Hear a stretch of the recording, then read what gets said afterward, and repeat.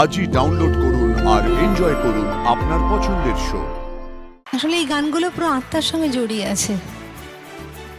তুমি খুব ভালো কিছু বিশ্বপ্রিয়। রেলগাড়ির কামরায় হঠাৎ দেখা, ভাবিনি সম্ভব হবে কোনোদিন। আগে ওকে বারবার দেখেছি লাল রঙের শাড়িতে ডালিম ফুলের মতো রাঙা, আজ পরেছে কালো রেশমের কাপড়, আঁচল তুলেছে মাথায়, দোলন চাপার মতো চিকন গোর মুখখানি ঘিরে। মনে হলো কালো রঙে একটা গভীর দূরত্ব ঘনিয়ে নিয়েছে নিজের চারদিকে, যে দূরত্ব সর্ষে ক্ষেতের শেষ সীমানায় শালবনের নীলাঞ্জনে। থমকে গেল আমার সমস্ত মনটা। চেনা লোককে দেখলেন অচেনার গাম্ভীর্য। হঠাৎ খবরের কাগজ ফেলে দিয়ে আমাকে করলে নমস্কার, সমাজবিধি পথ গেল খুলে, আলাপ করলেন শুরু, কেমন আছো, কেমন চলছে সংসার ইত্যাদি।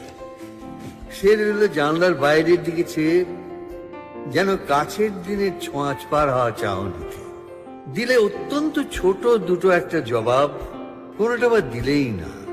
বুঝিয়ে দিলে হাতের অস্থিরতায় কেন এসব কথা। আমি ছিলাম অন্য বেঞ্চিতে ওর সাথীদের সঙ্গে।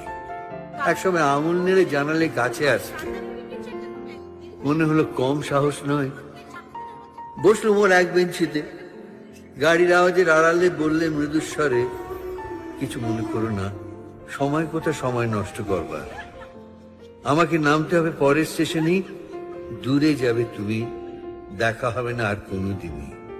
তাই যে প্রশ্নটার জবাব এতকাল থেমে আছে, শুনবো তোমার মুখে। সত্য করে বলবে তো? আমি বললাম বলবো। বাইরের আকাশের দিকে তাকিয়ে শুধু হলো, আমাদের গেছে যে দিন একেবারেই কি গেছে? কিছুই কি নেই বাকি?